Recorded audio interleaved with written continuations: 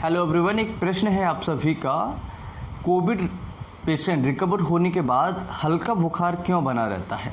हल्का बुखार कितने दिन तक रह सकता है और ये कैसे ठीक होगा? क्या इसके लिए कोई मेडिसिन की ज़रूरत है? जब भी हम चेक करते हैं थर्मामीटर से, कभी दोपहर में बुखार आ गया, कभी शाम को बुखार आ गया, कभी सुबह बुखार आ गया, कभी रात में बुखार आ गया, और ये 1-2 दिन के लिए आपको कभी कभार प्रॉब्लम करता है और ठीक हो जाता है, और स्पेशली आपको 1-2 घंटे में ही ठीक हो जाता है कई बार। तो ऐसी सिचुएशन में क्या ये फीवर है या फीवर नहीं है? एक्चुअल फीवर किसे कहते हैं, और ये बुखार जो है कोविड के बाद में कितने दिन तक रह सकता है और ये आता क्यों है, ये समझना ज़रूरी है। अगर किसी मरीज को कोविड रिकवर होने के बाद 3 महीने तक फीवर आ रहा है तो इससे डरने की ज़रूरत बिल्कुल भी नहीं है।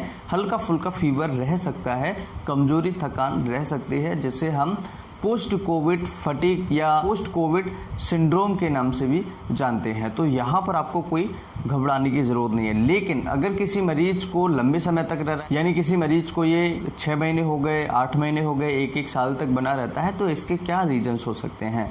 सबसे पहले समझिएगा कि जो 3 महीने के अंदर अंदर जो फीवर आपको आ रहा है उसके कारण क्या है और फीवर होता क्या है। पेशेंट आज रिकवर हुआ और उसके अगले 3 महीने तक उसको हल्का हल्का ऐसा लगता है कि मुझे फीवर आ रहा है। टेम्परेचर जब चेक कर रहा है पेशेंट तो उसका 1 डिग्री टेम्परेचर तापमान जो है बढ़ के आ रहा है। ऐसी सिचुएशन में जो हमारा थर्मो रेगुलेटरी सिस्टम होता है उसका डिसफंक्शन होने लगता है।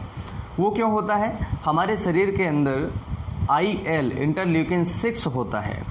जब हमारी बॉडी में ये कोविड डैमेज करके चला जाता है तो हमारे शरीर के अंदर इन्फ्लेमेशन होने लगता है, और ये जो इंटरल्यूकिन 6 है ये हमारे थर्मो रेगुलेटरी सिस्टम को डैमेज कर जाता है, यानी कि ये डिस्टर्ब कर जाता है। ऐसे समझिए, जब ये डिस्टर्ब कर जाता है तो हमारा टेम्परेचर क्या होता है, अप डाउन होता है, कम हो जाता है, ज़्यादा हो जाता है।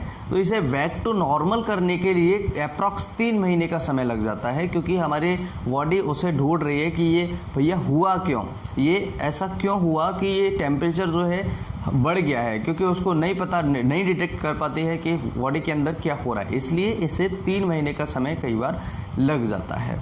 तो इंटरल्यूकिन 6 के कारण हुआ जो टेम्परेचर बढ़ा हुआ है उसके साथ में आपको कुछ और भी प्रॉब्लम्स है, जैसे सांस लेने में तकलीफ़ होना या छाती में दर्द होना, प्रेशर ज़्यादा, टाइटनेस लगना, या आपको कुछ और प्रॉब्लम है तो एक बार डॉक्टर से ज़रूर कंसल्ट करें। लेकिन आप जब भी थर्मामीटर से चेक करते हैं आपका फीवर जो है वो हल्का सा बढ़ जाता है, यानी 1 डिग्री भी अगर बढ़ जाता है तो इसे फीवर नहीं मानते हैं। इसका सबसे अच्छा इलाज है कि आप थर्मामीटर को बंद करके रख दीजिए, क्योंकि जब भी आप थर्मामीटर से चेक करेंगे तो आपका 1 डिग्री बढ़ के आएगा फ़ारेनहाइट में, और उसको जब भी आप चेक करेंगे तो 1-2 घंटे बाद ठीक हो जाएगा, और आपके टेंशन बढ़ेगी, आपका प्रेशर, ब्लड प्रेशर बढ़ेगा कि भाई मुझे फीवर आ रहा है, तापमान बढ़ रहा है, ये हो रहा है, वो हो रहा है। तो इसलिए आपको ये सारे कॉम्प्लिकेशन से बचने के लिए ये चीज़ें अपनानी पड़ेंगी, और ये फीवर नहीं होता है। अगर किसी का फीवर जो है 98.4 फ़ारेनहाइट है और ये टेम्परेचर बढ़कर के